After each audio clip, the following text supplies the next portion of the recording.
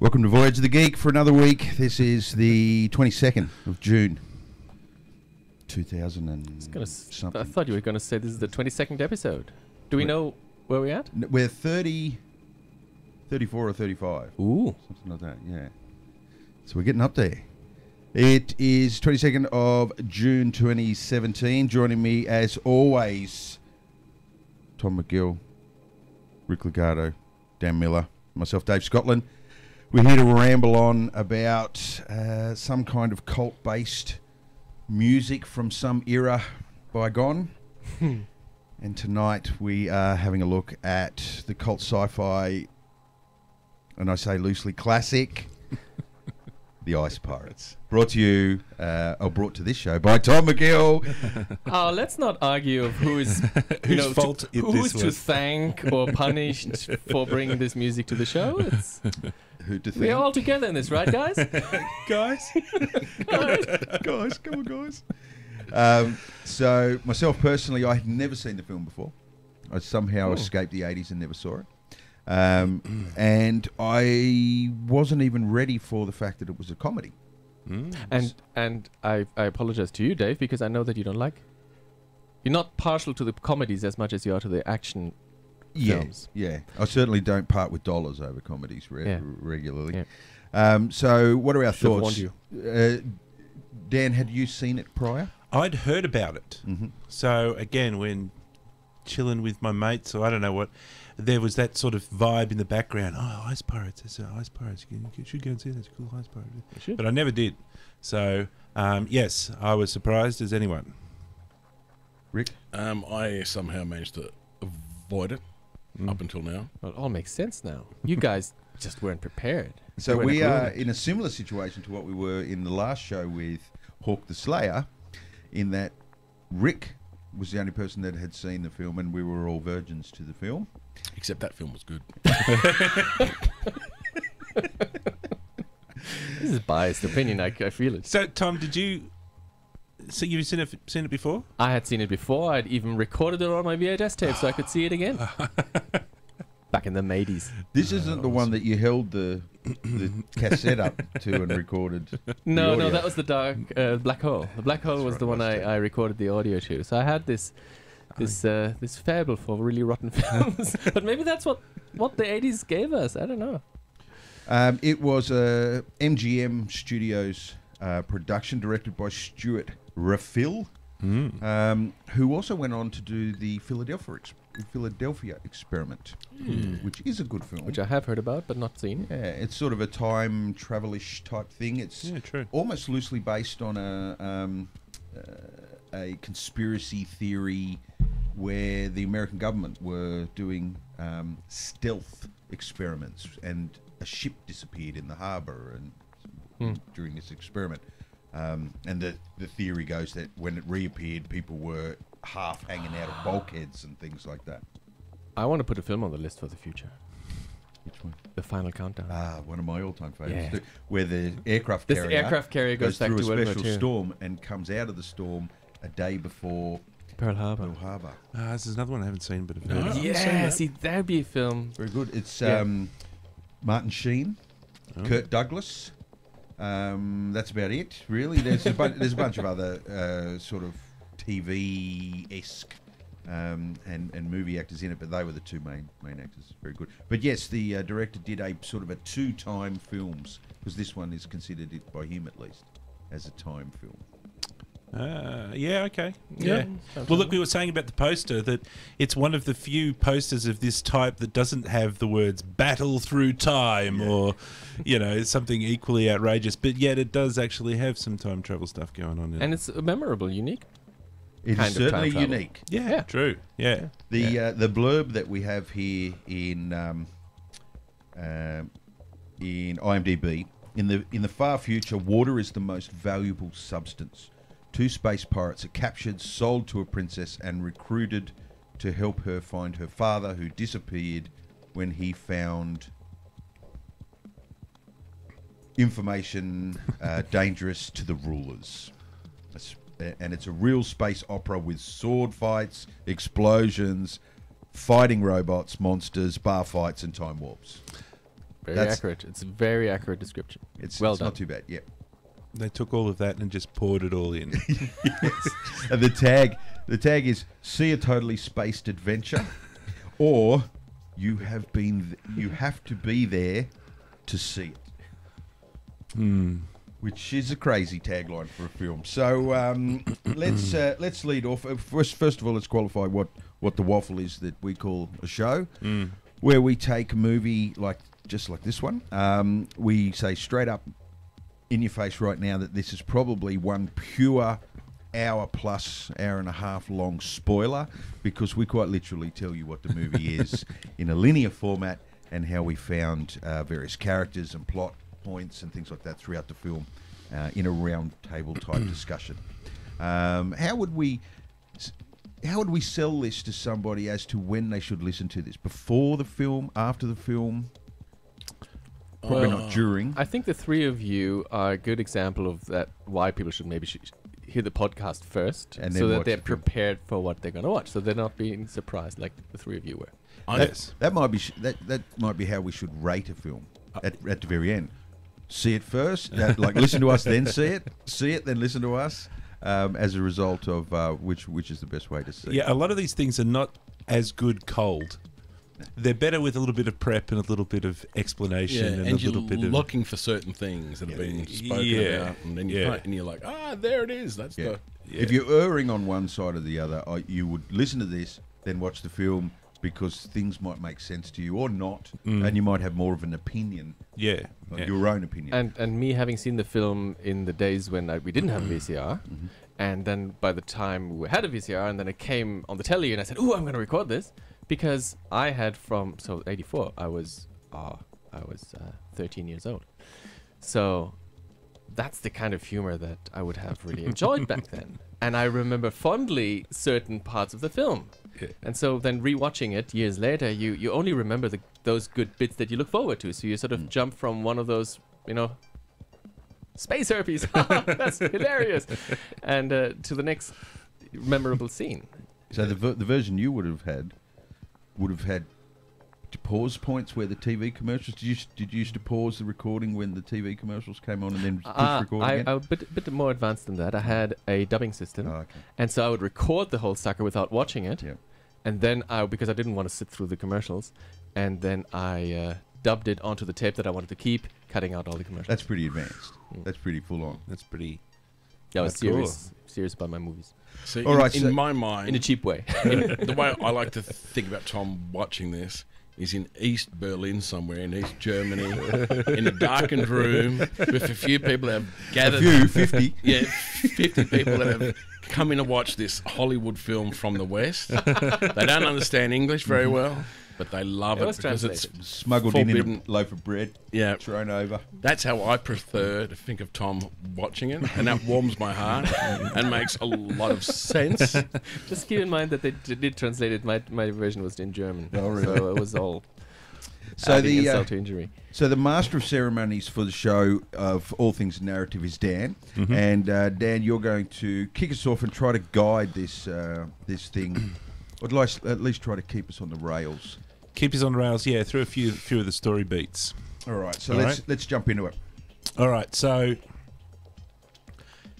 Where does it start? It starts with a bit of a scroll at the start of the at the start of the thing, and which gives us a bit of an explanation that it's called Ice Pirates. It's a yellow scroll. It's a yellow scroll. Is that important? Well, it's the post-Star Wars days. Oh yes, I suppose this movie we will find does take a lot of inspiration from a lot of different places. It is a spoof. It is definitely a spoof. done I'm glad you on said that purpose. because I nearly forgot that, and we do need everything we were about to talk about, and it puts it into context. This and that's is the point. purposefully the exact yellow that they use on Star Wars, and in fact, Star Warriors Yeah. is the French title Oh right. Okay. of the film. Star Star Warriors. Warriors. Well, the French for Star Wars is Les Guerres des Étoiles, Okay. and this one is Les Guerrières des Étoiles. So Uh-huh. they're just trying to make it sound exactly the same. And in the German title is Krieg der Eispiraten, which is War of the Ice Pirates. Yeah. Okay. And Krieg der Sterne is War of the Stars. Okay. So the Germans did the same thing. Oh, War okay, of the okay, Stars. okay. That's just War of the unashamed, Stars is isn't Star Wars in German, yeah. Yeah. War of the Stars and War of the Ice Pirates. So they all try to do. Dave, tell us about the font that they've chosen here. Because when I was first watching this, I'm like, space movie, space. And I'm Yes. like, I'm ready for Yeah. pa-choo, pa-choo, pa-choo. And then all of a sudden I get, what's this? Gothic. It's- No, this is swashbuckling. It's Yeah, well, I know. I get it. I eventually got it. Yeah. But at the start, I was like, It's nightmare. what's going on here? You definitely couldn't read it. It looked like we were about to watch Yellowbeard. when Yeah, this thing yeah. popped That's up. the idea. So everything's in a Yeah, pirate it's font. genius. This film is pure genius. Absolutely, and without ever seeing it, you hear the word, you hear the phrase "ice pirates," and you think, well, they're borrowing the pirate thing. Yeah. They're not literally pirates. I mean, come on. Lo and behold, One has no hand. There was nobody with an eye patch, were there? Is anybody No, with an eye? of course there Oh, was. the parrot guy. Yeah, Yes, yeah, yeah. of course there He had a was. parrot on his shoulder. Yeah, he even had a parrot, exactly. All right, so the galaxy is dry. There's no water in the galaxy, and essentially there's a big bad crew who are the bosses of all the water, and they're called the Templars, and they're the baddies.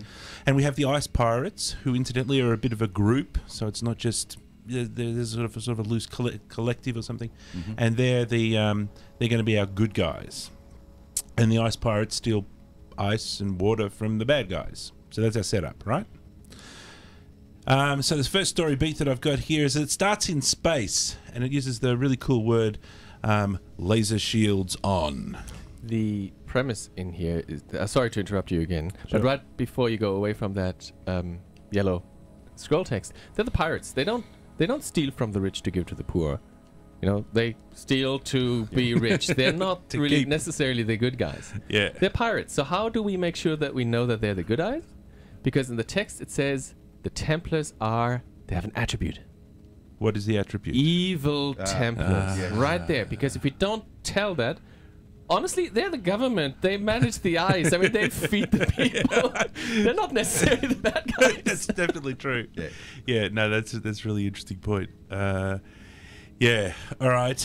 So the government, with their ice, no doubt taking it to poor dehydrated people across the universe, have a fleet of spaceships. They're flying across the universe, and we're on board with one of our pirate crew, and they have a load of robots, and they're about to raid one of the fleet. And so they're going to go up to one of the freighters, which is a Y-class freighter, and they're going to board the freighter, as you do when you're a pirate. So I think, what are some of the features? What are some of the things what I want to discuss is what are some of the things that are on this spaceship that they raid? Cockpit, There's a cockpit, yeah. ice, Ice, that's cargo definitely. hold, and a princess. And a princess. That's right. There's a princess on In the a spaceship. strange tanning booth of some sort. that's right. right.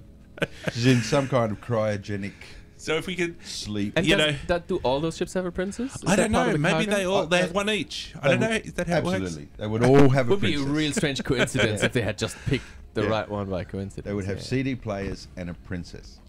What else has it got also in addition to the princess? Her The handmaiden, And what's her name? Nana. Almost. Nana would have been funny, I think, actually. She's the nanny. That's right. So we've got the princess and the nanny That's right. on there. All right. So what kind of things happen when they board the ship? There's a big fight that breaks out.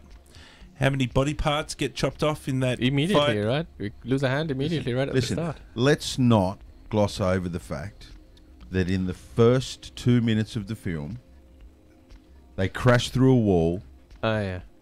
and Yeah. find themselves in front of an alien That part. sitting on the toilet, Yes. Farting. farting. Yeah. And he That's looks correct. surprised, which is odd because they spent 5 minutes drilling through Yeah. the wall, Yeah. then burst through, and then he's like, "Oh, what's going on?" And that vaudeville routine of, get that, will you? And then the next one's, get that, will you? And they keep going further down the line until the last guy has to conk him on the head. Yeah. And it's like, okay, now I know what I'm about to watch. Yeah. Whether that was a good thing or not, but finding out that in the first 2 minutes was, Yeah, setting up the world. Okay, so another good shtick that they have is that the everybody's got robots. The pirates have got robots. Yep. I kind of like this in the movie that everybody had some robots, and our heroes keep kind of Frankensteining together all of their robots because they keep getting in fights with swords and having bits of them chopped off. Now let's discuss we've already met some key people by now though. Yeah. So What, on the pirate crew? Yes. Oh, I suppose we haven't done the pirate crew, have we? Let's have a quick talk about our key people, our key personnel on the pirate crew. Okay, so what is the point of view of this story? Going back to what we were talking about in a recent meeting with some people talking about stories. What is the point of view of the story? I think it would be the captain's point Yeah, of I view. think so Who too. was it? Yeah, who was it? Jason Jason. Yeah. is the played by Robert Rik, and his offsider Roscoe. Roscoe, played by Michael D. Roberts. So really, it's the pair of them is the kind of the Yeah, main they've got a heroes. strong buddy connection there. Don't want to have too many spoilers too early, but what about the princess? Yeah, I guess. Yeah, she's pretty critical. A lot of the story revolves around those three. She's the reason the plot moves forward because it's all Yeah. about her finding her father. She's but the it's- instigation. Yeah. Yeah, she's Yeah. she's the event, I guess. the inciting She'd be the incident. inciting incident Inciting if he's the main. If it's his perspective, then she's the inciting incident. The inciting incident to kick off the story. Well, Give they me would the have, moment when that actually happens. When without her. The Templars lay that trap, don't they? They want to find the seventh world, and they need somebody to navigate. And because the father of her, one of the people who found the seventh world, they found his daughter and said, "Okay, we're gonna use his daughter to find it." Yep. I don't know if they planned to be hijacked by pirates right from the start, but certainly halfway through the film, they realize, oh, we can use those pirates to lead us there. Either when she saves them from having their balls chomped off by the metal mouth thing, or buys them when they're slaves. But either way, she's the one that sets his story in motion. So anybody who's listening to this without having seen the movie, you get an idea of Yeah. the bucket full of stuff that's been poured into this movie by that little conversation there. All right, so they're on the spaceship. What happens and what's the end result of them raiding the spaceship? They get captured. No, not yet. They get a bit of ice. Yeah, they And get they some get a ice and a princess. princess. They get the ice and the princess. And they make a run for it, and they split up. Our Jason sees the princess and Yep. decides to kidnap her for Yep.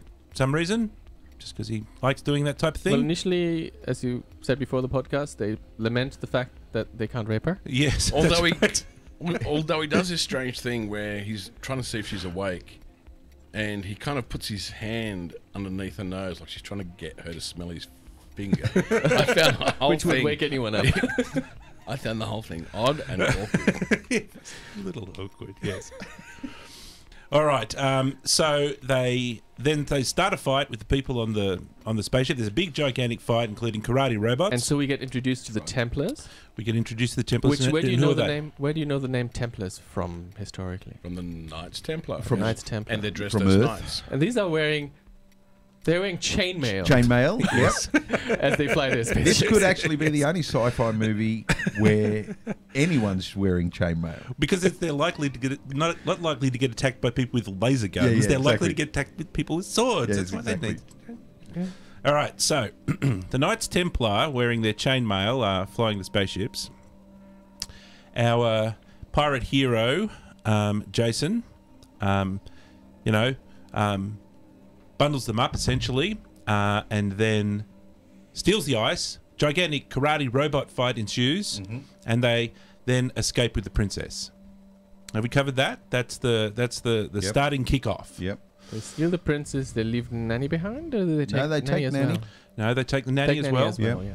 Yep, she's going to be part of the crew essentially for the future of the thing.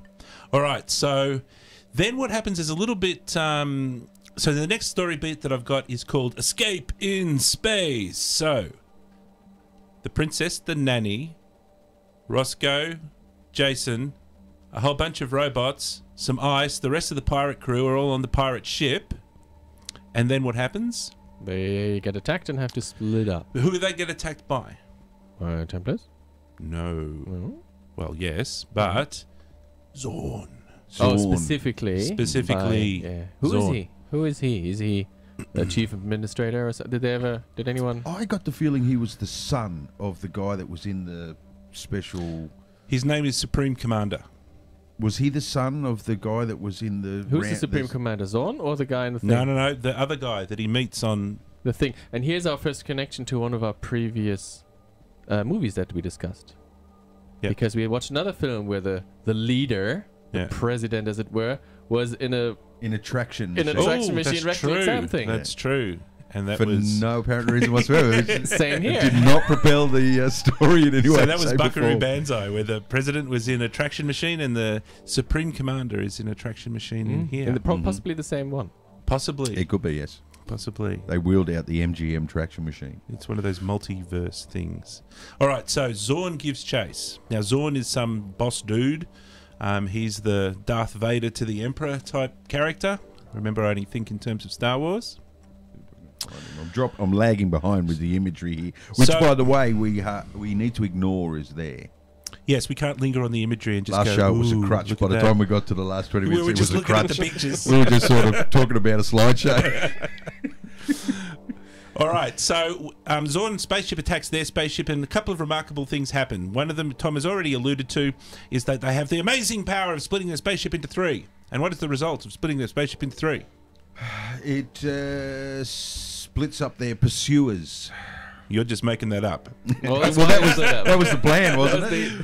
But What it is didn't the work. result in the movie? Oh, well, in the movie, no, that didn't Nothing work. happened. They just happened split at up the all, spaceship and they it- just chased the one in the middle. Actually, we haven't mentioned who two of the actors are in the crew, which is pretty. Yes. Okay. What's a famous? Ooh, what's yeah. one hell of a famous person in the crew? Oh, yeah. Yeah. And Angelica Houston. Yes. True. Huge. Yep. And Perlman. Ron Perlman. Ron Perlman. Hellman. That's right. Hellboy. Or the silent drill. But you don't gloss over it, right? The big guy that's about 6'8" and built like a brick shit He's house. not there yet. He's not there yet. Oh, no, we haven't met him haven't yet. met him Okay, yet. yes, well, I'll we've talk still about got him more later crew on. to collect. I mean, Yes. remember the bucket is almost bottomless Yes, here. that's right. It's going to be pouring forever. That's right. All right, what else happens on the spaceship? It involves Roscoe and laser beams. Oh, And they space fight. Yeah, he mans the invaders. controls because he has to do it because he's good at the high score thing. Yes, Yeah. he puts 20 cents into the console and And plays Space Invaders. Pure genius. There And it is. he doesn't shoot the other spaceship, he shoots their lasers. He shoots the lasers, yes. Yeah. yes. So it kind of, again, like splitting up the spaceship, doesn't have too much of an effect. Yep. Okay, so essentially the idea here is they're going to get beaten and Zorn boards their ship. Now, what does Zorn do when he boards the ship? Dave, give us pictures. He takes What the does he do? princess back Oh, does he? and kills he that guy. makes That's right. the heroes slaves. Ah, yes. So he catches them and slaves them. That's right. He captures all of the pirates on the ship. Well, those And they- two, just Roscoe and Jason. Now, Because the others have gone off in the... because split up. although they never told us this in the the other movie, the cells. others are in those split Yeah, up that's right. spaceships. We saw them. We saw the spaceship split. They But said, nobody in the movie tells us that they're in those Yeah. Who is things. where. It's Yeah. just, Not just back well, by the split up back. the spaceships, zoom, and then it's like, now we'll, and nobody explains. There's no sort of payoff there. Yeah. And funnily enough, in relation to our last movie, the slaves in this movie as well are pasty white looking people. little bit more clothes, albeit What was the spandex. slaves from the last? Oh, yes, true. The slaves They from the were last pasty movie. They white just had pommies. loincloths. Yes, very cold pommies, no doubt, out in the forest, Yep. tied to a tree in their underpants. So now we meet the big fella. Now, who's he? He's very Wait. Just before we do, we have to cut, because this is a time movie, we have to cut into the future a little bit. Now, what's Zorn's motives here? We're not introduced to them. We don't know 100%, them as watching the But But story. what they from are the in future. reality But is as we know from watching the story, Because Tom, the government is terribly rich by having they have the only ice in the galaxy, and Yes, the mysterious seventh planet is apparently a water planet. so they apparently and want to find that. they wanna And how find are they that. going to find the water planet? What's their cunning plan? To let the princess Yep. lead them to it. Isn't that the idea? By trying to find her father who has found it. All right. So does that make sense for their actions to come in here and steal the princess No. from the pirates? No. Well, they had the princess to start with, so they need the princess. Right. They're trying to get her back. Okay, so they get her back. Yeah. They Okay. free her. It's almost and like save they the pirates. came up with the follow the princess with the pirates after the fact. Yeah. They already Maybe had a so, plan. So are we in. saying that they don't have that plan yet? I think No, so. they no. They and it just occurs to them a little Yeah. bit later on. Yeah. Okay. Yeah. All right. So they put our heroes in a cage. Okay. And With many other people. with many other people, and including our new future hero who's going to join us. And what's his name? Killjoy. Killjoy. Killjoy. Is Killjoy ever said anywhere in the movie? Yeah. Yeah. I think so. Once. It can't be more than once. It doesn't say very So often. I can't. I I only know it from reading IMDb. No, they mentioned it. played by John Mantuzak, who is a very famous NFL player. He actually played with and against, I think more with O.J. Simpson, Oh, right. and of that era as well. Okay. And these guys were rock stars, man. They were super rock stars. But he was the gimp-looking beastie thing in Goonies. Oh, was Yes. he? Oh, wow. Afterwards. after Interesting. this film. I didn't know that until I did a bit of research on this film. But yeah, he'd actually been in a couple of things. There's not a lot of people out there with NFL player and actor. Okay. He's one of them. Another connection for you. Flash Gordon. Was he in that Flash Gordon? No, but he's a football player, and so is Flash Gordon. Okay, he was too. He was too. All right, then. So they're in these cages, and they meet Killjoy, who seems to be a bit of a smart sort of a cookie. They're all being taken somewhere. Where they being taken to? To the To homeworld? Slave market. On the homeworld, yeah. The need a the name. Templar. I'm gonna need a name. Templar I was Planet 1. happy that I plucked homeworld. And that was good. Home That's 1. good. Home 1. It's planet Mithra. I think yes, the name yeah. of the planet should have been extra points and not required for a correct answer. I think homeworld.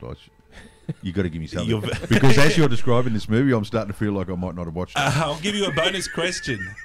What's going to happen to them when they get to Mithra? They go to the processing plant. Yes, there must Isn't be process. Mithra the thing that Elves wear. Mithril. what's his name? Bilbo wears. No, the evil guy, Supreme Commander. Supreme no, Commander? Zorn. What the guy who captures them? What's his name? Zorn. Zorn. What's on his head? I don't know, some sort of crown? Some sort of elven-y What's the thing that the crown. Pope wears? Is that a Mithra? What the Pope has on his head? I don't know what the Pope wears. I don't know. It's a Mithra. Is it? Yeah, but this is what he wears. I see now in the picture is not what the Pope wears. Okay, we have another connection to the Pope. Thanks for that roundabout, Tom. Okay, and there's That's another not bad. connection as well because we're just about to talk about eunuchs, which probably also has another connection to the Pope. So when they get to Mithra, they're going to be redesigned. Yes. Use the term. Yes. Okay. Processed. Now they're in this big cargo thing. They've looked out. They've seen Mithra. They've seen all the water, and they're like, "Oh, this is awesome." And then they see two other people. And who are the other people who they see in the cargo hangar? Looking down out of the cages, down to the ground. Yes, looking down onto the Well, ground. the Zorn and then the princess. That's right. They're walking past. Now you might argue, because she sees them, Yes. and without any planning, Yes. she frees them. Mm-hmm. And remember, she'd just been kidnapped She's by just them. been kidnapped by them, and that's And she tried possibly to a little stab. bit of a plot hole. Now remember, she tried to stab Jason in the neck with a dagger. Yes. That's right. And whilst he plus, was... it feeds into Zorn's plans. So is he the one who gave her the idea? Maybe. There's a bit of a hole You here. suggested there's a I plot think. hole in this movie. Oh, Maybe I found she's a one. double I found agent. one. We can argue, but I think I will defend this point.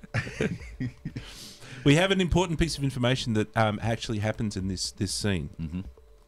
And that is one of the people in the cage tells us about Count Vasco. And because they notice Karina, Princess Karina, they tell about Count Vasco. And what has Count Vasco been up to? Well, he's got his own planet. I'll give you half point. They think he's been assassinated. Yes, but what is he doing? What is he doing? What has the Count been doing? Rebelling against No. Zorn? Well, Or maybe. I'm out. Let's watch the film again Yeah. and then meet here in 2 hours. Yep. I need to get a cricket sound effect. Count Vasco has been searching for the seventh world. Okay, cool. Is Count Vasco the head With the owl. The guy Count with the owl, Vasco. yeah. Count Vasco is Princess Karina's father. Oh. Oh, different person then. Well, Yes, not Zorn. Is that what you were thinking? I was, Oh, no, yeah. headless dude. No, Bruce it's- I Willis. thought it was but doesn't the guy with the owl. rebel, the blonde Che Guevara guy that's about to get processed? Wyndon. I was thinking who's of saying, Wyndon. put down That's your him. tools, That's him. brothers. That's him. and Yeah, he's the sisters. one who tells us this information. Ah, Yeah, okay. that's him. Yeah, Yeah, it comes from him. Yes, exactly. All right, so that's an important plot point. Okay, so what else have I got here? A lot more than I've got here. You try to forget these films too fast. You have to retain it at least until the podcast. All right, so they've finished being prisoners and they're going to go down to the planet. And I've got here as the next story point, eunuchs are us. Yes. And they're going to get processed. Yep. That's So- the big chompy thing. That's the testicle chopper. Yes. That's the yes. thing that stays in your mind when you're a teenager watching that film. Yeah. It sticks in your mind. One Have would nightmares. think this particular area would be a little bit more blood drenched than it is. Yes.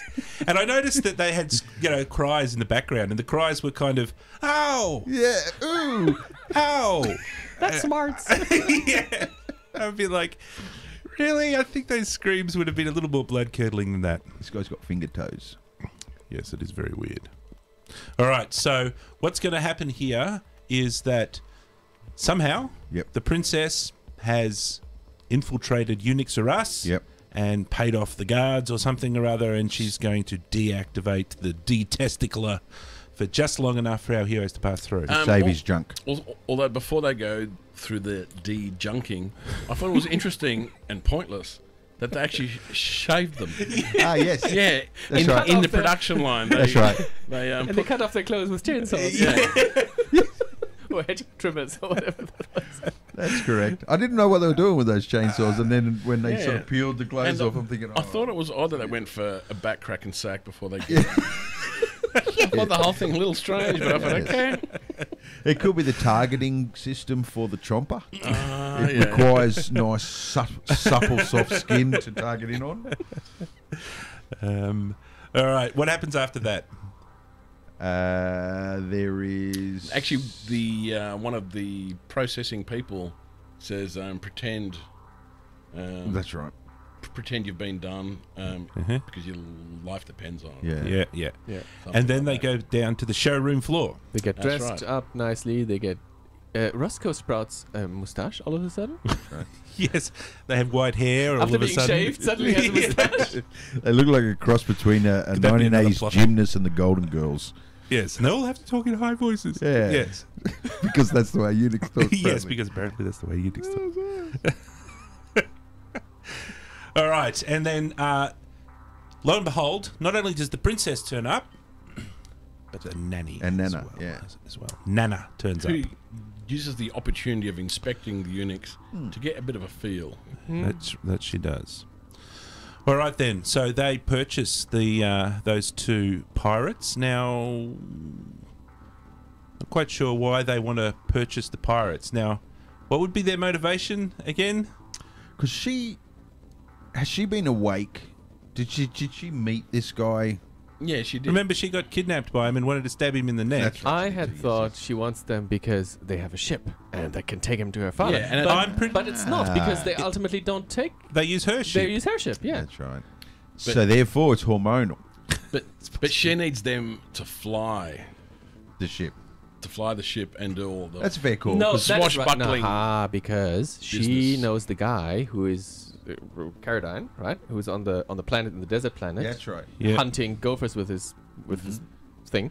The father of David Carradine. And that's the guy who she needs to find, and he's a pirate, and so she needs pirates To lead her to the that pirate pirate. planet. Exactly. That's Yes. it. Spot on. Okay, so Well done. It's all coming they, back now. they then board the ship of fools. I've got here the ship of fools. So they're all on the ship, and Princess Karina wants to find what's the guy's name? Yeah. Lanky Nibs. Let's quickly mention that an establishing Oh, shot. have we Yes. forgot to? Right. Our second connection to a previous movie. That's yes. right. Just after the sale of the slaves slash pirates to the princess, we see an establishing shot, which is quite literally, and I will bet the farm on it. It's B-roll from Blade Runner. Logan's Run. From Logan's And what Run. is B-roll exactly? Also ran footage. It's sort of B-roll is sort of It's re- B-roll is generally sort of background footage. It's Yeah. you. It's, Stuff that you in collect. reference to the B Yeah. camera team. The Yeah. A Yeah. team is the A team, and the B Assistant camera team director go goes out and and film shoots that. trees and other So crap. they're the people that get stuck doing the establishing shots. Yeah, that's right. And Background even shots. worse, the sort of also ran establishing shots. They get sent to just get told, shoot us some mountain ranges with trees, and they go to various different locations and they film all that stuff, and then later on in the editing the director says, I'm going to use this shot, and all the other ones they get kept. So the film studios have a library of B-roll stuff that they can then take from in other movies, and they say, we don't have to pay somebody to fly in a helicopter because we have that shot from 3 years ago. We already filmed mountains, and we can Michael use that. Bay used it in the first Transformers film. There was a freeway scene where they blew up some cars and stuff, and I think even a stuntman got injured in the actual sequence. But so they didn't use it in the film they wanted to, but Michael Bay just plucked it out of the archives and used it in the first Transformers. Stock footage. Yeah, All right, so this is the city out of Logan's Run. yeah. Now, Well, we really didn't know the name of the planet in Logan's Run, did we? it's Earth. That was Earth. Was it? Yes. Yes. Did you watch the film, Dave? I was trying to lead you down a path. It was never going to work. All right, now, but I see what you're saying. Abraham But, Lincoln on a trip. but, If But this was I'll- Star Trek, Abraham Lincoln would be on a separate planet. That's right. but That's right. but it could have been on another planet, which means, where are these guys? Yeah. Now, if you think about the end of Logan's Run, all the people with the diamonds in their hand and they come back and they all escape, right? And they're all out of their city. And remember that they had Carousel, where they had a party where everybody takes drugs and floats around in the sky. Yeah. What happens in Yeah. this movie? They're People in the, take drugs and float around. in the sky. Yeah. But it is very obviously not Earth. Well, you see, maybe Logan's Run isn't on Earth. You see, this is what I'm saying. Abraham Lincoln. This is Washington. what I am. Yes, it's another Peter space Ustinov? Earth. How dare you bring different- logic to the Yeah, table? yeah. You and your plot holes. Come on, seriously. All right. I won't labour that Okay, stupid theory okay. anymore. All right, This so looks like some kind of off-world dance routine. you see, that's what I say. This is Carousel 2.0. That's why I say they are actually on the Logan's Run planet. Yep. And these are all the Diamond Star people, and they've just grown up, and now instead of right, and they've just become jerks and stolen all the water. Yeah. Maybe it's when at the end of this film and they find Earth, Yeah. they start a new nightclub and repeat some of the architecture, and that's how the stuff from Mithra ends up on Earth. Yep. This is Carousel I buy 2.0. it. Roll it in.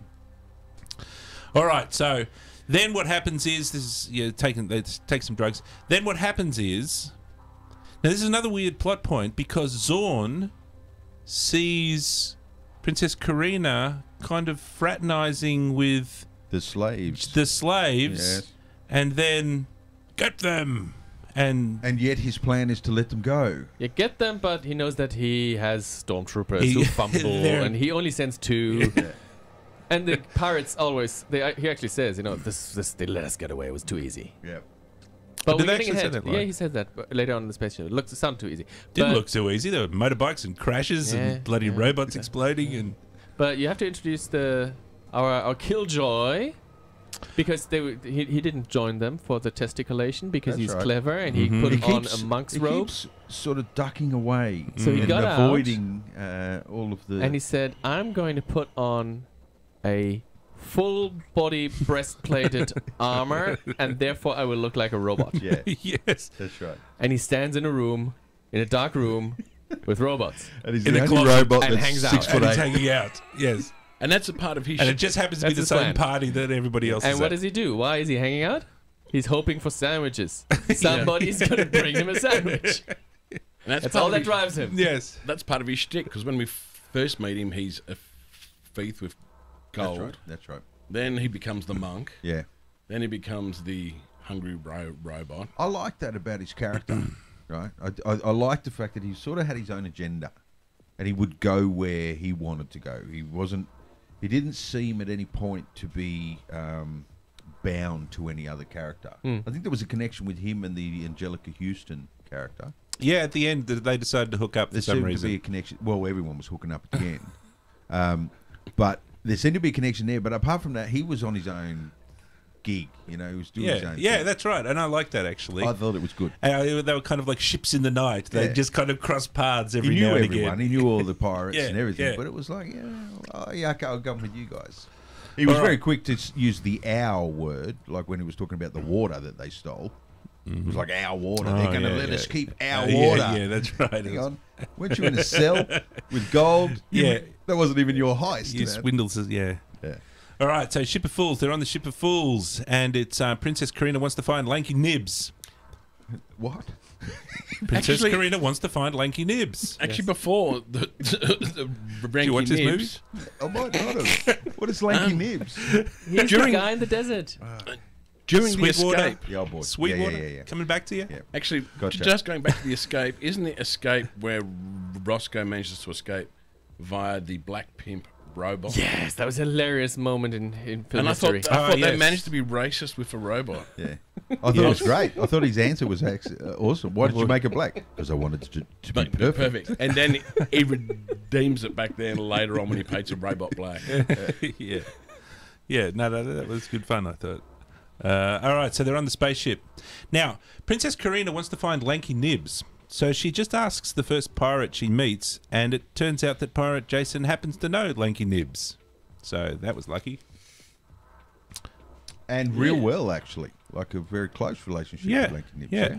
Yeah, actually, what would have she done if he didn't know? He's her? like a... Never Taking heard her of to the a guy. pirate planet, and then she would have lost her way through there, I guess.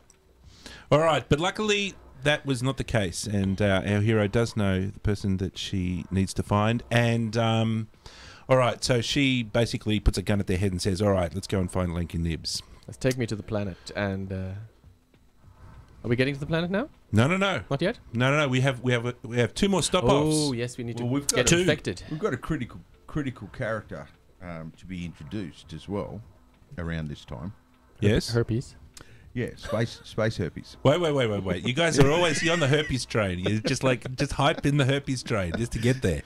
I'll just quickly remind us that Zorn has to meet Supreme Commander back on planet Mithra. Logan's Run, and he has to say everything is going according to plan. That's right. All right. Something. We had this all worked out from the beginning. It's the same. It's exactly the same. Yes. All right. So they have that conversation, Yep. and then we in the audience, we're all clued in. It's like, this is much deeper it's than we been- expected. Layer upon layer. All right. Now I hand it over to you. Go bananas with your herpes. Space Finally, Well, the highlight of the film. the offsider. Well, there's an egg rolling around, and they did show They a open a cutaway. closet. They open a closet and it Yeah. rolls out. Yeah. Yeah, Where did early that- on. Where did that come from? That's what I want to know. The It herpes egg. was in the It closet. was in the closet. Kept away from moisture and heat. That's right. With And- the little label saying, keep away from moisture and heat. Okay. And it rolls out, and sure enough, it hatches, and we see what's his name again? Roscoe. Roscoe's having a bit of kip, Mm-hmm. and over his shoulder comes what can only Now, be for our a plethora of international listeners, what's a bit of kip, Dave? it's having a nap, a wee nap. Okay. Is this alien-esque chest burst, Yeah, which he's- I think was an homage, was it not? Yeah. He was like I think the Rip off, homage, spoof. Yeah, They're interchangeable, Dad. the body double to the alien. Absolutely.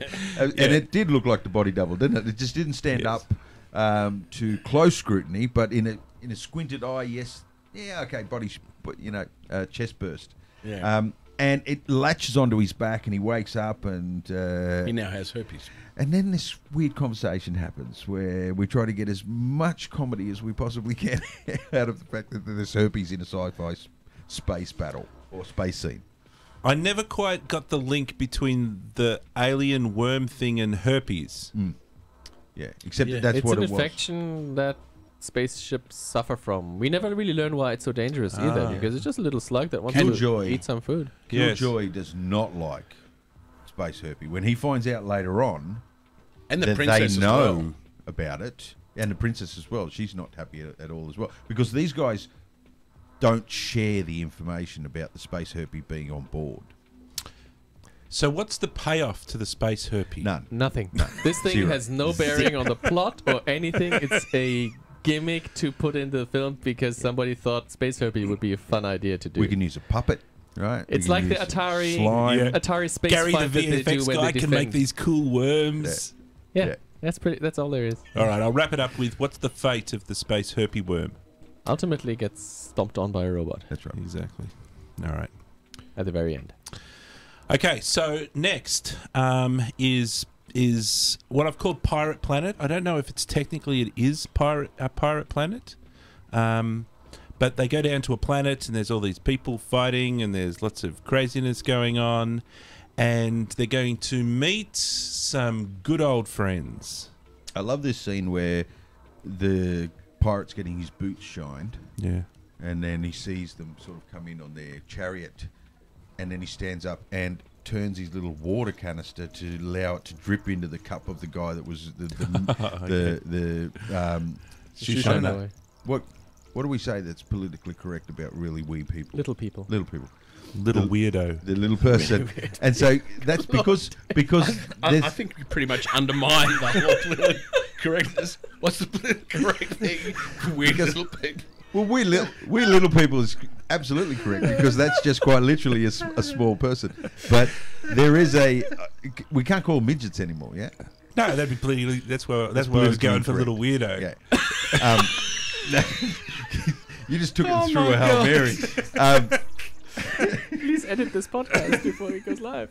But I just thought, I didn't notice it, and then I had to rewind it. I thought, what was he doing there? And he was actually turning a little tap on his belt holster water canister, like throwing a coin, because their monetary system is water. I missed To give that. him some water. Okay. Is this another connection to another movie? I don't know. A belt-holstered flute dispenser. Ah, it is too. Battle Beyond the Stars. Yeah, This is all it's all in there. This is the nexus point. This is where it's that bucket of ideas. It's just where everything. It's Yeah. the core of the multiverse is just like. Studios. Yes, indeed. So at the end of this podcast, the three of you will be convinced that how genius this film actually is. You just didn't realize. I'm getting more and more convinced as we go on. I tell you. And we love this scene where they're coming in, they're rolling in their tech chariot, but in the background of that is two women just having a drag-out knuckle fight in the Yeah. street. Yes, Yeah. because this is a wretched hive of scum and villainy and Absolutely. lawlessness. Was That has to be shown. it's the planetary Tortuga. This is how it's. Every day must be like that. Just people fighting in the streets, throwing Yes. food in each other's faces, because that's pirate world. Yeah, that's what pirates do. Yeah. Where are you going today, Gary? We're just out to fight in the streets. Is that called Pirate's Den? Yes. Yes. Oh. There you go. Yeah. There you go. There's no doubt. I'm surprised it doesn't say Space Den, because everything else in this movie has space as its attribute. Okay, so this is where the ship split pays off. That's right. And we Although find one out- of the nacelles we find out is destroyed. Oh, do we? It fell. It was foul. Or what's the term I'm looking for? It found foul. Fell foul. Fell foul. That's Yeah. what I'm looking for. Fell foul. Of their little ploy, Uh-huh. and was destroyed. Okay.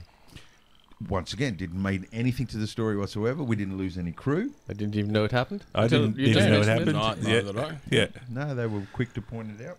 All right. So we So the band's back together. we get the band back together. So we've got all our guys. And there's the naked parrot. There is the naked parrot. Yes. Now a couple of things go on, but probably one of the most important things is they find out that Lanky Nibs is hanging out at Sweetwater. And there's only one way, apparently, you can go to Sweetwater. And what's that? With a land vehicle. You'll need a land vehicle. And there's only one person in town who has a land vehicle, and that's the frog woman / man / frog woman. Mm-hmm. And because it works for the government, they're going to need to bribe... Use their charms. Use her feminine seductive ways. Charms. And then she finds out that it's a she and not a he. And then he has to use his feminine charms whatever it is. Yes. And then there's a couple of fights. Yes. So Angelica Houston here shows off her sword wielding prowess. Yes. Which was, I think, the whole point of that scene. There's no other than showing that she can chop things up with a sword. Do we ever see her put that to any other use in the future of the movie? What's that? Or is she involved in the end fight? I don't think she's in the end fight. No, she's not getting old. So she's flying the spaceship. That's right. She's keeping the spaceship on course. So another thing that possibly doesn't pay off. Yeah, they had to put it here now. If they didn't do it here, they wouldn't do it at all. But they need to give the pirates incentive to come after them when they go see Lanky Nibs or whatever his name is. Yeah, but yes, but plot hole. He talks about bounty hunters. That's right. All right. Well, anyway, let's get to that now. So, my next story beat is going to be Mad Max on a budget. So, we have, Mad Max on a budget. So, we have the land vehicle from the heroes. Go out and find Lanky Nibs. And this is where we meet the space gophers. Yes. Finally, we get to meet the space gophers. We've been waiting. A vehicle that's aerodynamically designed at the bottom and exactly the opposite at the top. Yes, it has sails at the top. It's a solar panel. Yeah, I guess. Well, it's not wind powered. Well, maybe it is wind powered, actually. That's how it goes back to where it came from. It gets blown back by those solar panels. All right. So they're out in the desert, and Lanky Nibs is a bit crazy, and he's shooting gophers with his slingshot. And he then starts telling us all sorts of wonderful things. And what are some of the wonderful things? They are surprised to see how old he is. Yes. Now, why is he old? He got stuck in the time warp. Or he narrowly got brushed by the time warp. He didn't get stuck, he escaped. That's right. But he aged 20 years in as many minutes. Okay. And so he's hanging out with 2 donkeys. Yes. And two little piglets. Pigs. And a couple of ducks. Is there ducks as well? Yes, there is. Yes. So he's got a... Which I think, realistically, the only reason they're in the film is so that later on we can see large donkeys and old pigs. Oh, it's needed for his backstory. I'm sure it's needed for his persona. I swear they're only there because later on, after the time warp, we see the growth. Likes the pork and the milk. He doesn't want... It's the milk. Oh, okay. The donkey milk and the pork. Yes. All right. So what has Lanky Nibs just been up to? What has he finished doing? What is he just... Hanging out with her dad. You just had a little bit of a kip? Oh. No. Something much more important, much more critical to the world and the universe. The answer was hanging out with her dad, Tom. Count Vasco and his adventures to collect the 7th planet that's gone into the center of the galaxy. 300 points for Rik. 300 quadloos. All right, so he explains that he's been on the ship with Count Vasco when Count Vasco went off on his expedition to find the 7th planet that's gone into the time warp in the center of the galaxy. And then what happened is, of course, when they came back, they went to the Tri-System. Did they now? You must... How many times did you watch this film? 3 times. 3 times. And is it worth You need noting... to tone it back. You need to tone that shit back. He needs to come back to 2 times. And it's worth noting who this guy is. No. Actor-wise, isn't he The actor? Carradine, or is it the old guys? No, the old boy is Carradine. The father of David Carradine and a bunch of Carradines. There's about 4 Carradines and then 1 adopted Carradine. You know, Revenge of the Nerds. Yeah. There's 2 nerds with the big thick glasses. The one that's got the weird laugh, the nerd laugh. Is he the main character guy? He's David Carradine's brother. Oh, he's a Carradine as well. Wow. He's a UFO nut. in Is it reality. Carradine or Carradine? I always thought it was Carradine. I don't know. I told you, my claim to fame is I've met David Carradine. Oh, yeah. He was at a magician's conference at Jupiter's Casino, and at course he 7 in was. the morning, like we'd go and spend all our tips money at the casino every Saturday night. Yeah. And 7 in the morning, we're sitting around a bar drinking beer and Oh, yeah. can I join you boys? And we turned around and fuck me if it's not Kung Fu himself. And he had like jade rings and Indian type jewelry and everything. And he was the nicest bloke you've ever met in your life. He's a really nice guy. Wow. Yeah. Awesome. But that's the old boy, Not this boy. not this boy. So what's this guy's relationship to him? Not this guy. We This don't is- know. This is not. Remember. You're talking about John Carradine. Yeah. Is the son, but this is not him. This is a different actor. I've confused everyone. All right. Yeah. He's not a Carradine. Yeah, and the he that they're referring to is Lanky Nibs. Lanky Nibs, yes. Just for, Robert Simons. for those of you not watching on Absolutely. YouTube. All right, and so Suggested not to watch this train wreck. it's a bucket of plot that's been poured into this movie. Remember, It's like Bubble and Squeak done in a Very film. much so. I like When- that. okay. You're right. when Count Vasco comes back from his trip to find the seventh world, he goes to the Tri-System, where the Templars hassle him, and that's where they have to go next. Is the Tri-System. Yep. All right. So I Count. never understood why they go to the headless Bruce Vilanch, Wendon. I didn't. I never got it. No, same here. The 3 times in my life that I've seen this movie now. Okay. But you will explain it within the next few minutes. To be honest with you, I never really got it either. Okay. But they have to go to the Tri-System because Count Vasco went there for some reason, and for some reason that's where they have to go to the Tri-System. But it turns out it's not Count Vasco, right? Because Count Vasco stayed on the 7th planet. Because this is an imitation. Well, Yeah, we it's- don't So- know. No, but No, I- no, no, no, no, no. I'm just trying to understand No, the whole plot. no. Count Vasco had to go to the Tri-System. The real one did. The real one did. Yeah. Okay. And we will explain why when we get there. Okay. Right? But he had to. But that's a very good question. All right. So we now understand that we have to go and visit Wendon at the Tri-System. And just as we work that out, what happens? Bounty hunters. Bounty hunters. Action. Action. In the Mad Max car that didn't Because quite any make good it onto the film- film. The bad. Yes, there was one of these junior VFX artists who says, "Hey guys, look what I make. Don't be in the film too." The skull has got a missing tooth. two missing teeth. And a unicorn. Yeah, it's basically the Mad Max vehicle to work experience Absolutely. kid made. Absolutely. But That is a great description of what that A is. sign of a good movie is that it has balanced pacing. Pacing is the balance between action scenes and plot development. Where plot part are the boring, it's where the people talk, Yes. where we get the story, but we can't sit through that for 90 minutes. Yes. So there has to be interspersed little action. So we had them, fly the spaceship, plot development. Then we go to the space planet, pirate planet. There's sword fights and heads are rolling, and and then there was more plot development here where they were talking, Yep. and now they're going to the Tri-System where there will be more plot. So we need to have an action scene. Mm-hmm. So out of nowhere must come. You could predict that bounty hunters would have to show up, even if they have no other need to be there other than The lack of action, Doing the action. pressure was building up, and it just like, it just had to and happen. there was a And the action first person to vacuum. go There's a vacuum, is that's the right. trans Action abhors a gender vacuum.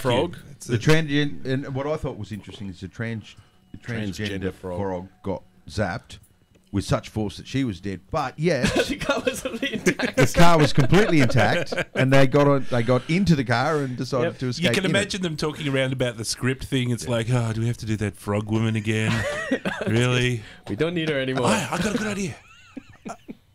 I can solve this. She could have gotten out of the car and run over like the robot does, but Yeah. no, she has to explode inside.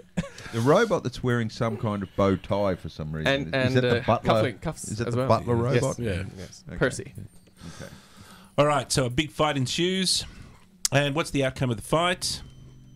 our heroes. They kill the bounty hunters. And They kill like all the bounty Nibs, hunters. who's no longer serves any purpose, so he needs to die Yes, off. so he's useless now. Broke so his back. Broke Yep. his back. and See? Percy the robot Told you I watched this film. gets run over, and there's the gag where he pops out of the dirt again. That's right.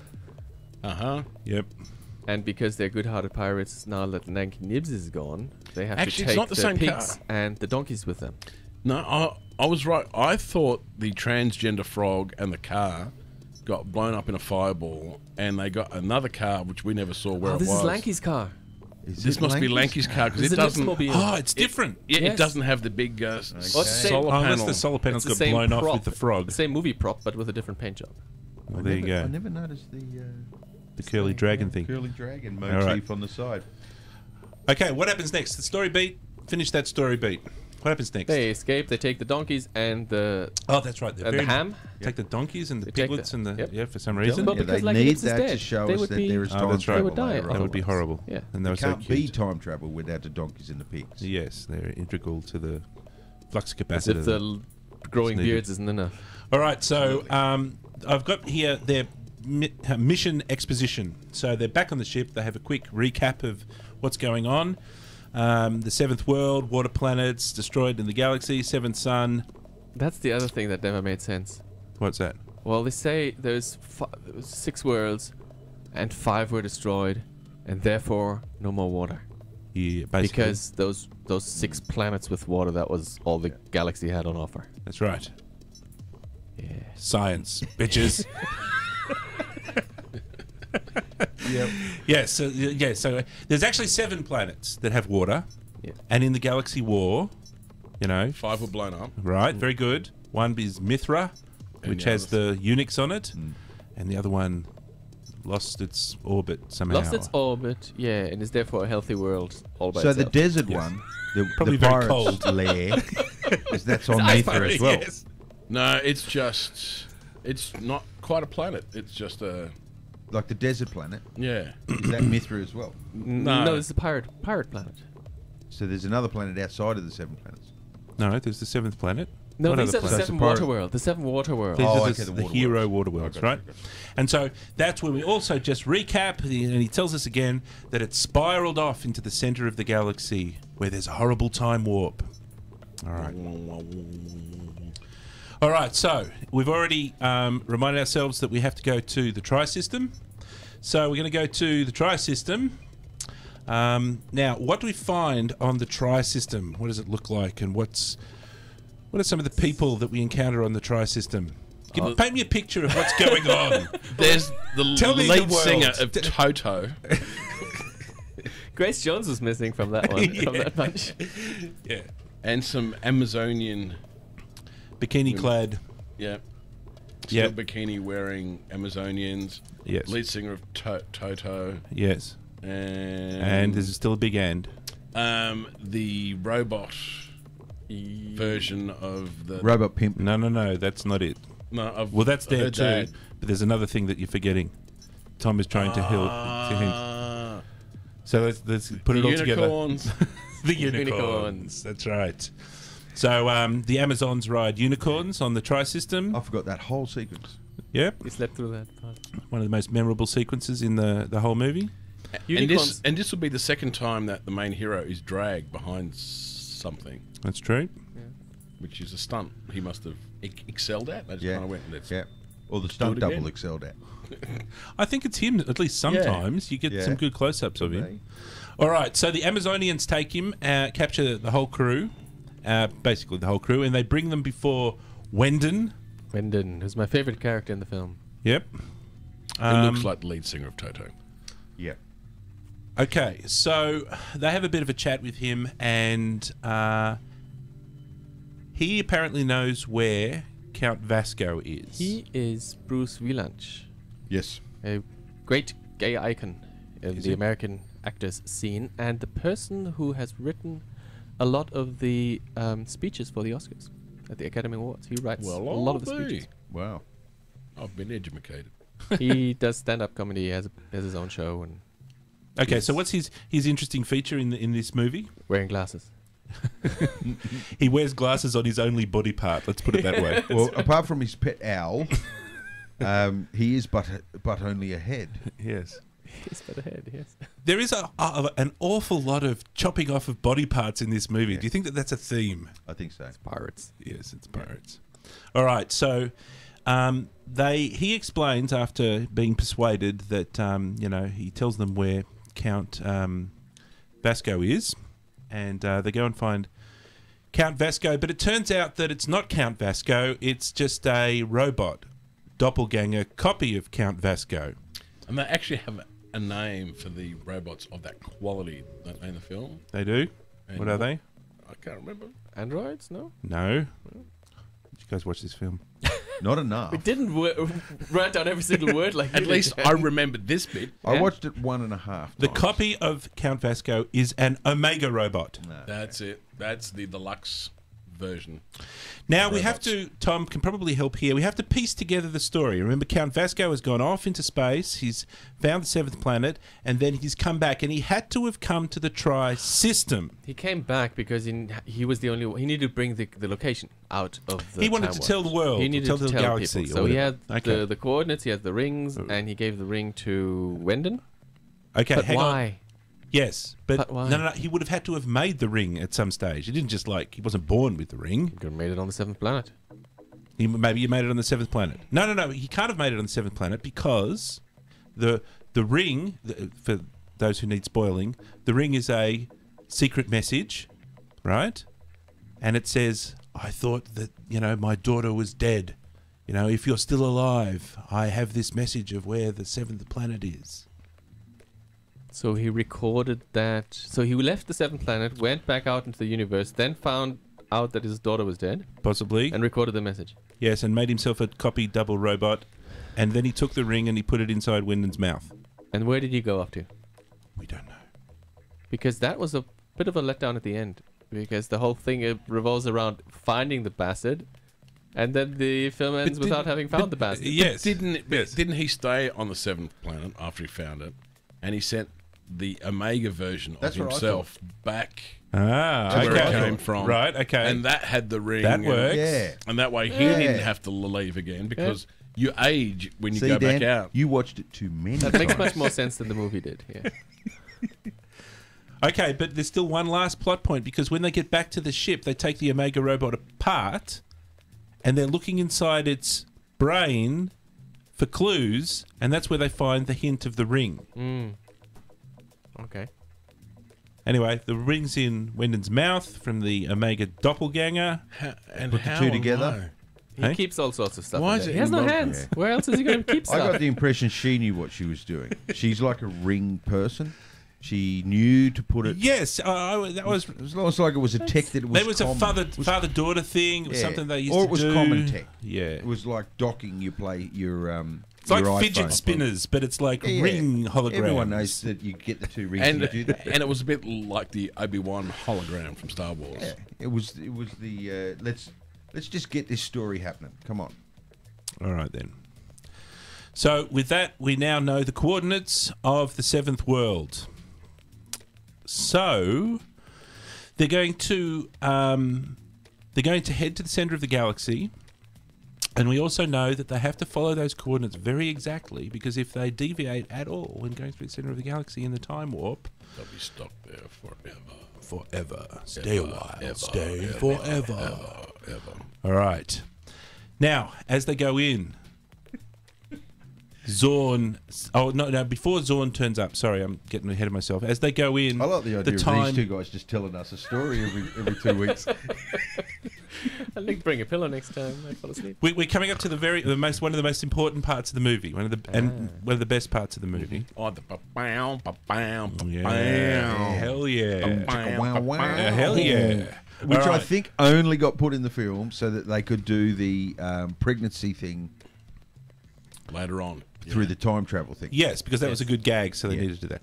All right, so thinking like scriptwriters, our heroes have to bonk.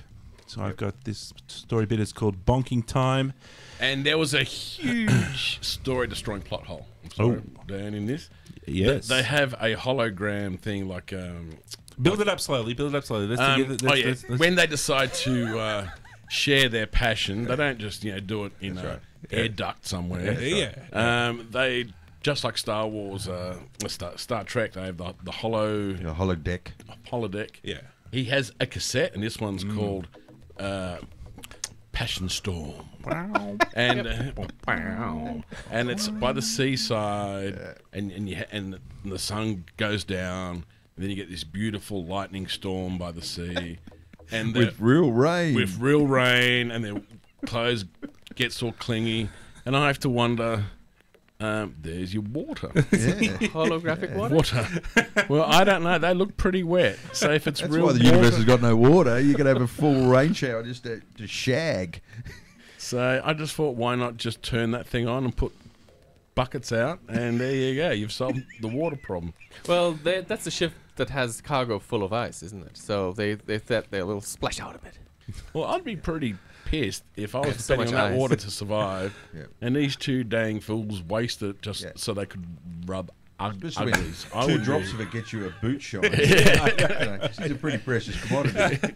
You know, maybe this is he's paying for sex here. It's like, Essentially, they're having sex in a big room full of gold coins. yeah, that's right. And Show it me just, the money. And it just wrecked that the whole world is built on the scarcity of water, and they have sex in a monsoon. Yes. Yes. It's the ultimate in extravagance. So, like, I don't even know if the word plot hole is enough to describe this. It's a plot chasm. It's a black plot Plot hole. abyss. All right, but wait. We cannot leave. Because we have to have a second conversation about what goes on here.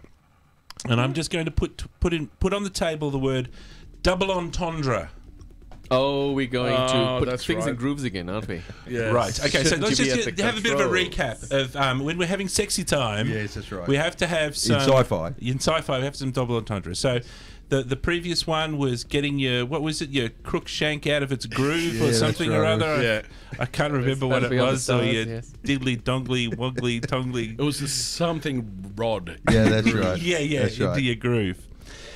And I must say that this movie has it has 3 double entendres in it, and 2 of them are little warm up ones which I just brush aside and I don't care about. But the third one is Shouldn't you be at the controls? yes. Oh yes, don't mind. You have to build Don't it up. mind if I You have do. to build it up properly. Sorry, you do that. You're better at that than I am. Well, they're snogging, right? And she's lying there and she's all getting hot and sweaty and wet, literally. And then, they're kissing and stuff. And then she looks into his eyes and he looks into her eyes and she says, "Shouldn't you be at the controls?" In which case he answers, "If you insist."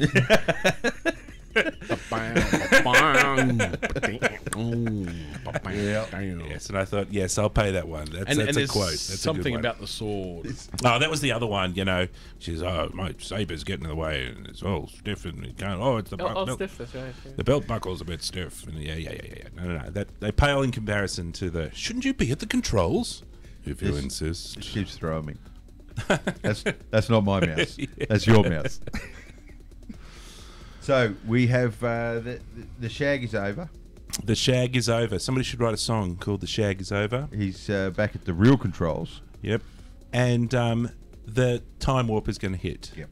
Okay, so can somebody describe to me what the hell happens in the next few sequences in the movie? Zorn boards the ship because he's Catches up with the ship. because his Yes. plan is now coming to fruition. He's and been tracking them the whole time. That's right. It's all been part of his master plan.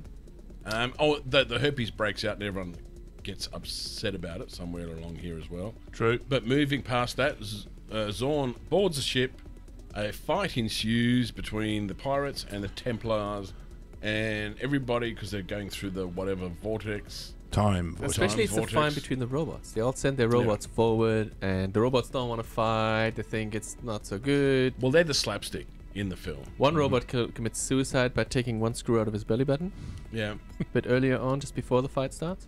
And as they fight, they grow beards because they get older, and the princess, who got pregnant via the shag in Paradise Storm, will eventually give birth to what has to be one of the ugliest babies I have ever Dropping seen. young son.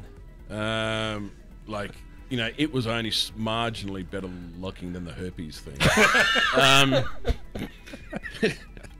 And then the baby grows up during the extended fight sequence that speeds up and slows down to show the effects of the time vortex. And then eventually that pirate baby ends up being none other than Robert Ulrich himself. No, like his father. And he says, "Hi, Dad." And then That's one of the corniest lines in the film. Mom, Dad, we won! Yeah. And in a lot of ways, that kind of sums up the conclusion to the movie. And I made it sound a lot more exciting. It actually is. So, after that... Oh, and the donkeys get old. Donkeys get get old. And the pigs grow because Dave's been carrying those for half this podcast. So That's yes. right. Yep. Man, your little description of what happened during this sequence has left me way behind with these images. Oh, there we go. People die. I mean, Granny decays into an old skeleton. That's right. That's Yes. right, and that's the Yes. gag. Yes. Because she was already old. So Someone says, "I hope no one minds, but I have no intention of facing this sober." He starts drinking, which I thought was a cool. That's Is a that good Killjoy? line. Yes. Sounds like what he I was. think which it was- is probably advice for watching the film. All right, so... So where do you want me to come out of this well- clip warp? Well, we eventually actually come out of the time warp, right? right. And because our good guys have stayed on the path, The perfect time warp, because you come out of it and it's like nothing ever. that's right. happens, It's yeah. like it's all a dream, and everything goes away that was bad. But they retain their memories. But they retain their memories somehow. And we also get told that you can't be even 1 degree As Zorn off was. and Zorn was. Yes, So he gets lost forever. So he's lost in space forever. dead. Solve that problem. Now, the next bit that happens is they see the 7th planet, and then the credit rolls. Game over. And the 7th planet that's the big reveal. Earth. It's possibly Earth. Well, it is Earth. There's Africa. Well, it is actually Earth. Yes. It's you're Suez, correct. what's this? There's Africa, the Horn of Africa. Africa, The Saudi Middle Arabia, East. and Middle yeah, East. the Middle East. So, Which is the most deserty part of the planet. But anyway. Well, there's lots of blue I around. got to tell you, like, I feel like I've been,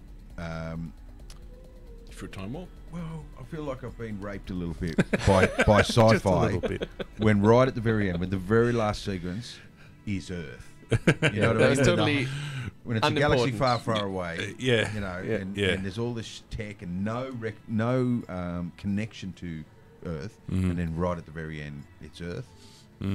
I feel like I've been I think robbed that's. of some I think that's just a very dignity or primitive something. version of a Shyamalan twist. It's Planet of the Apes, but cheap. Planet of the Apes, it works. Yeah. Well, Planet of the Apes is another good example of it. Yeah. But Planet of the Apes, that's important. That works. It was Earth all It- along. Hey. It does, and it's sort of the cyclic nature of that story, and everything makes sense. But this thing, They're explaining why they have a same city as in Logan's Run. yeah. It's a different The thing planet. that annoys me, They're that, trying to bring it all together. Together, that's like, right. there's 7 planets, Yep. and they all have water and all this sort of stuff, right? Mhm.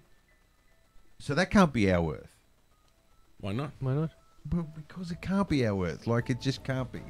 Is there a period in our universe's history where we had only 7 planets and they all had water? Well, in it the could be in the galaxy. far In the future. whole galaxy, there's only Oh, 7 so we're not talking planets. about in a system. No. This is the galaxy. Oh, okay, there was the cool. galactic. The whole galaxy is bereft I of get it. water. One planet, Mithra, feeds everything, Yep. Yeah. which is daft. Yep. But that's how it is. Yep. And this planet is drifting in space all by itself. See how it's lit by the sun? Yeah. Well, there's no sun. It's the headlights of the spaceship. It's a very 1.21 gigawatts worth of headlights on this spaceship. Yeah. They have Rue lights on this spaceship. And Rue lights, for our international listeners, are big fucking lights And then, of Australians course- put on their 4-wheel drives to supposedly spot kangaroos in the middle of the bush. I think, Tom, you mentioned in one of the previous things that these movies, sometimes they just never give you the payoff. Yeah. Now, the payoff is the final shot You've where gotta you have- see them. A good narrative has a conclusion and then a result. Yes. The conclusion is you kill Voldemort. Yes. The result is 18 years later when the kids are going off to school. Yes. Yeah. Yes. You must have the result. Right. Well, in this film, the whole aim was to find the planet, and they found the planet. They never said, we're going to settle down on the planet and live happily ever after. But they said, we'll find the father.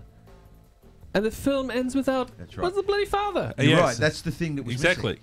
missing. You see, What happened to Dad? yes, they should have either, this is my conclusion, they should have either had a telephone call from their dad Yeah. who says, hello, who's Yeah, that? yeah. And it's like, oh, Daddy, it's me.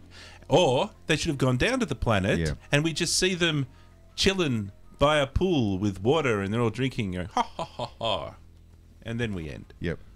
Yeah, I think even just a staticky message over the radio Yeah. from her dad, Yep. asking who the ship is and saying this is Count blah blah Something. Yep. and we could have gone, but yeah, it prematurely ends. The other thing that they could have had is the return of Zorn. That's the other thing where you see, Zorn is like, we're picking up another spaceship, Captain. Could that be Zorn? No. And then it's in the dark, and then you roll the credits. And then he's transformed to David LaPalle, and that's why he's so Low old. bang. Yeah, Love it. So yes, so we're all agreed though that the end of this film was shit. Bit of a letdown. it was like someone tripped over this film stock and destroyed the last can. I think they ran out of energy. They're like, all right, let's wrap for today. Yeah. Yeah. Fuck it, I'm going home. you What's- guys do it. What's left to do? Well, the last 10 minutes. Yeah. It's too long already. Too many freaking ideas in this movie. I'm going home. Yeah. All right. So much like the film, we have reached the end quite quickly. Yes. I think somehow what added to that was the fact that once again it felt like I didn't watch it enough times. Yep. I think that, you know how we'd had the spoilers discussion? Yeah. I don't think any of what we just said was spoilers in any way. And if No. anybody understood any of that, you didn't understand any of that. I totally agree. We've done these to a couple of films so far, but that has to be the... it was almost like four of us watched different films. because it was very hard to put. Look, my I wife. blame the film. I'm my not wife's- blaming any of us. My wife summed this up perfectly because she's watched the last few of me. Yeah. Normally, we now have a newborn that involves, feeding stuff. She got up to deal with the newborn's needs, and I said, as I usually do, would you like me to pause it? And she gave me a look and said, no, please don't. Yeah. And I thought that summed up. I absolutely understand Okay, where so you're coming that's from. one rating we've got so far. Perhaps we should do the ratings. Maybe we should include, would you pause the movie if you had to go to the loo as part of the ratings? Yeah. Yeah. I like that. And I would agree with that and probably put that forward as my I rating guess for the this film. question is, am I under obligation to watch the movie because I'm invited to a podcast and have to know all the stuff? In which case, whether I like it or not, I'll have to watch it. Yes. I have to pause it. I usually won't watch a film on free-to-air television Mm-hmm. because of TV commercials and the fact that they edit the piss out of it to fit the TV commercials into it. This particular film, thank God the TV commercials were there if you watched it free-to-air. Mm-hmm. Right, so I'm the same. I would not pause this. Mind you, That's my I did rating. actually rent it to watch it, but that's another Yeah, story. again, you were That's under right. obligation. That's right. Yeah. Yeah. I mean, I saw it when I was about 15, and now being 3 times that age, I'm a different person. Mm-hmm. I remembered it very fondly Mm-hmm. from my teenage days, and I thought, it's a great movie, and I still have it at home on VHS, and I thought, gotta watch it one day. And so this was my opportunity to watch it again. Uh-huh. And I remember the good bits that I liked as a kid, but I see how this Were you film has worried? not aged. Were you well worried with about me. how we would watch it when you watched it? I know that new? you're not the guy who likes the comedies, right? Well, and you so have no sense of humor. at the end, when I It's not watched, like I that at all. thought, Dave might not like this. And the next day after you watched it and we saw each other at work, I got my comeuppance verbally. So I was confirmed in that. I was thinking, maybe Dan enjoys it. And I haven't shared too many movies with Rick yet to know where your opinions are, but I'm getting the idea. Well, actually, this did have an advantage over Buckaroo Banzai. Yeah, Is that there were a lot of surprises for me in this film. yeah. I couldn't see stuff coming that did. Yeah. Because no decent writer would. So there were a lot of surprises for me that kept me on my toes. That's the one positive thing about this film. Well, you watched it 3 times, so your opinion is I important watched it here. 3 times, but over 45 years. He watched it 3 times over a week. Yeah. First time I watched it, I thought it was terrible. Yeah. Cringy and terrible. Yeah. It tried to be flying high, you know. It tried to be... It tried to be Spaceballs. That's what I yeah, thought. Because it tried to be the Spaceballs. music. What do you think about the music? How fit... Did the music fit? No, most of the time the anyway? music was crazy, except one or two places it was cool music. I Yeah. can't remember But specifics. it's the music that made me think this is Spaceballs, because that's the kind of music they have in that. It's disco with a lot of drum and snare. I and thought it was cymbal they borrowed the soundtrack from Charlie's Angels. yeah, it was something like very, that, yeah. it was very sort of TV-esque in its soundtrack. And actually, that's a question I was going to ask you, film guys. It looked like a TV episode rather than a film. Absolutely. Why is that? But Film stock, budget. When you got an $8 million budget, and no one owns cameras, right? All the kit is rented, right? So when you go out and shoot this shit, you got to build all the sets, but you also got to hire all the gear, and you got to hire all the crew that man all the gear. The $8 million disappears really quickly, but you got to process the film. So what they do is they skimp. They have to skimp somewhere. They probably skimped on the music. They didn't have a score. They didn't have a composer or any of that. They just had a band, you know, and they skimped here, skimped there. Where they didn't skimp was the slimy herpes beast. You know what I mean? They tried to pick their targets for the budget. are the shots different? Because it just seemed like a TV show to me, and I was trying to figure out why. It's the framing, it's the cinematography. A lot of it's done often on the the set, stock. and Yeah. that's you can't go out on location. Yeah. Well, there was a couple of those, like in the desert and stuff, Yeah. but It was all shot in Hollywood. It was Van Nuys, and there's 4 locations they shot it at. And I it must was- say it that was all Hollywood shot. that it had a much better color palette than, for example, Hawk, for example. Hawk was grey brown. This was teal and red, Yeah, flashing all over the place. Lots of really cool stuff like that. it was Hollywood. This was Hollywood. Hawk was definitely Pinewood. It was UK. The lighting's totally different. But then again, you hold up Krull next to Hawk, and it's the major difference is cinematography. It's film stock. It's production polish. Just because they got more money. But it struck me as a TV movie. This one. So in the end, my conclusion is that after watching it the second and then the third time, it actually grew on me, and I Like started space herpes. like space herpes. Perhaps we should leave it there. I think that perhaps It sums it up has perfectly. unique features to it. The sword play, the knights in chainmail, the Atari game thing, the aging in a space war. It's got things that no other. The headless guy. It has its merits. That's my opinion. There is no other film like this. Is there? Yeah, it's crazy. Like I said, it's just this big bucket of ideas that they just poured into this. this So even though it paid homage to, well, just straight ripped a whole bunch of shit, it's a combination of all that stuff. It's just no one ever went near it. These guys just said, fuck it. We're just going to do all of it. And that's the product. What you see is this fuck it attitude. yeah. Bubble and squeak sci-fi. Yeah.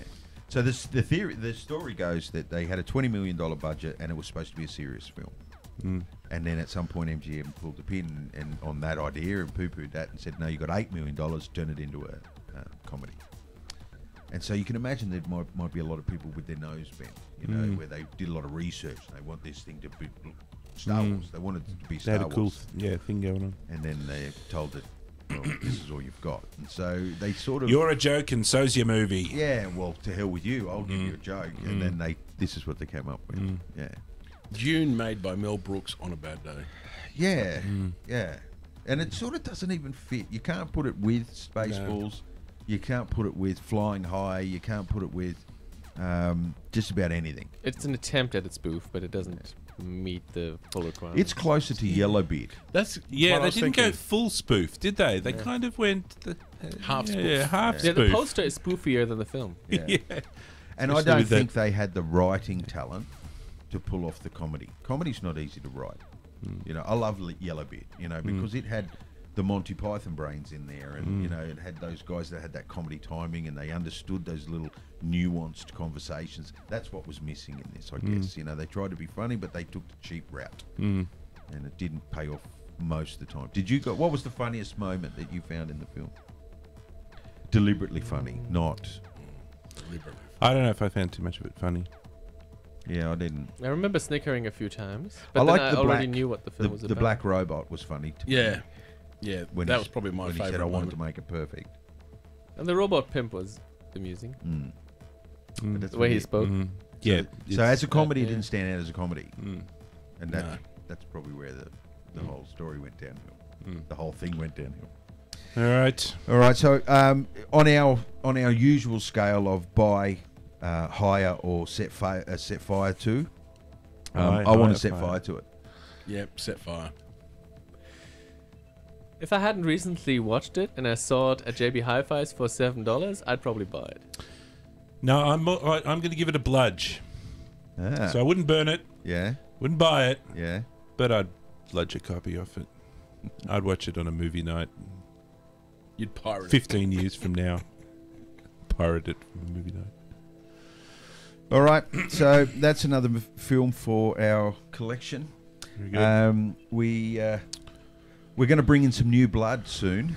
We're not sure when, but we've got some other comrades and collaborators that we want to bring into the show, including potentially some remote Skype in scenarios where we Is might this- have 5 at the desk here. Oh, and I thought we were going to draw lots next. yeah, but yeah, One gets. yeah. So who draws the lucky straw and Yes, that's doesn't right. come? We don't talk about him anymore. It's like Batman. Tuesday. And then there were 3.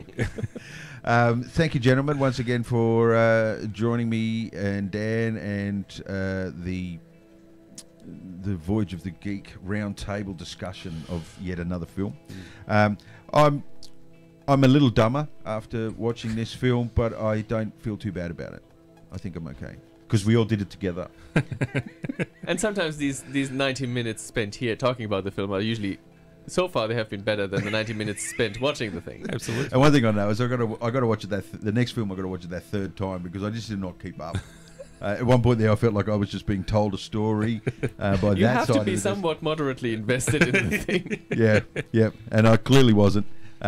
So hopefully next time I can improve my vigilance of whatever film we choose.